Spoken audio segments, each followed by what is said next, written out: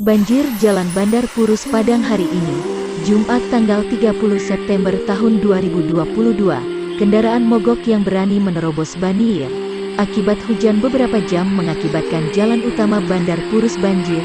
Diinfokan banjir mengakibatkan banjir hingga 1 meter di daerah ini. Jalan Bandar Purus Padang ini sering terjadi banjir yang diakibatkan dari cuma beberapa jam hujan. Motor yang memaksa untuk menerobos banjir terpaksa mogok.